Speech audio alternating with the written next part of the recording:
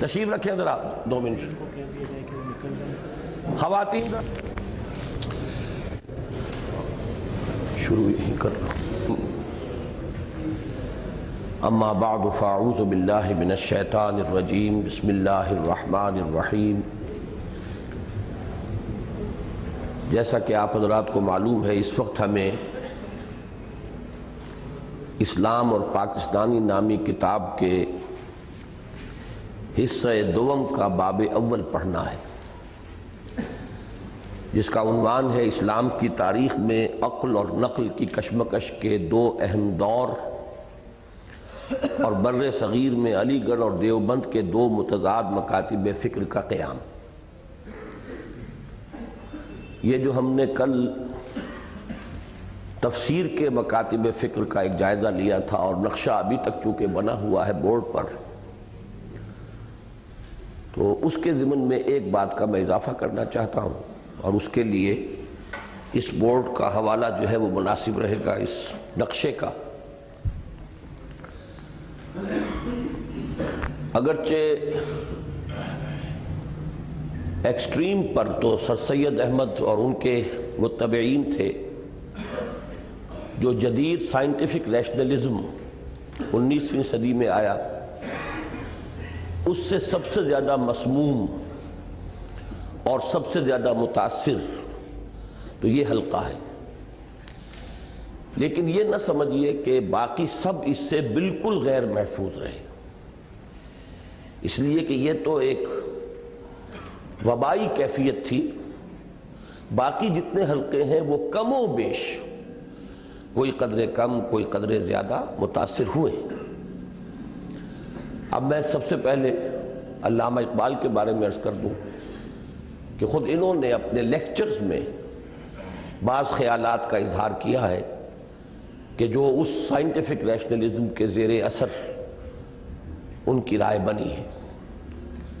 مثلا یہ کہ جنت اور جہنم جگہیں نہیں ہیں، کیفیتیں ہیں. Hell and heaven are not places but states، کیفیات. اب یہ رائے ظاہر بات ہے کہ ہمارے متفق علیہ اور وہ چیز کے جو تسلسل کے ساتھ پوری امت کی تاریخ میں مانی ہوئی شے ہے، اس سے انحراف ہے. اسی طریقے سے مولانا فراہی، چونکہ یہ بھی سر سید کے بہت ہی قریب رہے ہیں، اور ظاہر بات ہے کہ جو بڑی شخصیتیں ہوتی ہیں جب کوئی انسان ان کے قریب رہے تو کچھ نہ کچھ اثر وہ ان سے قبول کرتا ہے. جیسے کہ ہمارے ہاں یہاں لاہور میں ادارہ ثقافت اسلامیہ جب بنا تھا تو ڈاکٹر خلیفہ عبدالحکیم ایک بڑی زوردار شخصیت تھے. وہ فلسفہ، فکر، ادب، اس میں ان کو بڑا درک حاصل تھا. لہذا جو علماء اس ادارے سے وابستہ ہوئے، کوئی کم کوئی زیادہ ان کے فکر سے یقیناً متاثر ہوئے. ان میں مولانا جعفر شاہ پھلواروی بھی تھے، ان میں مولانا محمد حنیف ندوی بھی تھے. لیکن یہ کہ بہرحال اس جدید ریشنلزم کا اثر ان حضرات تک ڈاکٹر خلیفہ عبدالحکیم صاحب کے ذریعے سے پہنچا ہے، کسی میں زیادہ کسی میں کم. اسی طرح سر سید بڑی گمبھیر شخصیت تھے، بڑی مؤثر شخصیت تھے، بہت زوردار شخصیت تھے، بڑے دبنگ انسان تھے. تو ان کے قریب جو لوگ گئے ہیں وہ یقیناً ان سے متاثر ہوئے ہیں. ان میں سے مثلا مولانا فراہی ہیں. اگرچہ اب ان کا عربی کا علم اور فہم اور اس کا ذوق بہت گہرا، بہت پختہ، لیکن یہ کہ جدید سائنٹیفک ریشنلزم کی ہمیں اس کی کوئی لہر جو ہے اور اس کے جو آثار ہیں وہ نظر آ جاتے ہیں مولانا فراہی صاحب کے ہاں بھی، اور مولانا اصلاحی صاحب کے ہاں تو اس سے کہیں زیادہ ہے. مولانا فراہی کی جو رائے ہے تفسیر سورہ فیل کے بارے میں، وہ اس کی ایک بڑی نمایاں مثال ہے کہ 1400 برس تک امت ایک ہی اس کے معنی سمجھتی رہی ہے کہ معجزانہ طریقے پر اللہ تعالیٰ نے اصحاب فیل کو ہلاک کیا، اور وہ پرندے جو بھیجے ان کے چونچوں میں اور ان کے پنجوں میں وہ کنکریاں تھیں کہ جنہوں نے بلٹس کا کام کیا ہے، اور ہاتھی جو ہیں وہ سب ہلاک ہوئے، فوجی ہلاک ہوئے، وہ بھس بن گئے. لیکن یہ کہ چونکہ معجزہ جو ہے وہ اس سائنٹیفک ریشنلزم کے خلاف ہے. سائنٹیفک ریشنلزم کا تو اصول یہ ہے کہ لاز آف نیچر یہ مستقل ہے، دائم ہے، انبریکیبل، انوائلیبل.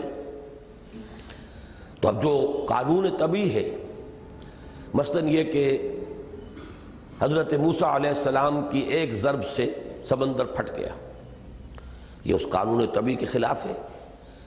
لہذا جدید ریشنلزم نے اس کی یہ تعویل کی کہ یہ مد و جزر تھا، سمندر میں اتار چڑھاؤ آتا رہتا ہے. جب وہ سمندر جزر کی حالت میں تھا، کچھ خشکی نکل آئی تھی، حضرت موسیٰ اپنی قوم کو لے کر نکل گئے، اور جب فرعون آیا تو جو مد کا وقت تھا سمندر چڑھاؤ پر آ گیا، غرق ہو گیا.